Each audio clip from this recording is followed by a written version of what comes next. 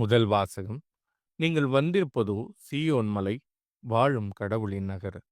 எபிரேயருக்கு எழுதப்பட்ட திருமுகத்திலிருந்து வாசகம். அதிகாரம் 12, இறைவசனங்கள் 18 முதல் 19 முடிய மற்றும் 21 முதல் 24 முடிய.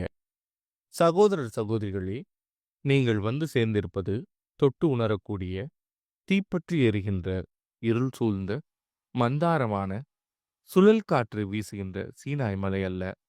அங்கு எக்காலம் முழங்கிற்று. பேசும் குரல் ஒன்று கேட்டது. அக்குரலை கேட்டவர்கள் அதற்கு மேல் தங்களோடு அது ஒரு வார்த்தை கூட பேச வேண்டாம் என்று கேட்டுக்கொண்டார்கள். நான் அஞ்சி நடுங்குகிறேன் என்று மோசேயே சொல்லும் அளவுக்கு அக்காட்சி அச்சம் விளைவித்தது. ஆனால் நீங்கள் வந்து சேர்ந்திருக்கும் சீயோன் மலை, வாழும் கடவுளின் நகர், விண்ணக எருசலேம், அதனை பல்லாயிரக்கணக்கான வானதூதர் சூழ்ந்துள்ளனர். விண்ணகத்தில் பெயர் எழுதப்பட்டுள்ள தலைப்பெயரானவர்களின் திருச்சபை விழா கூட்டமென அங்கே கூடியுள்ளது.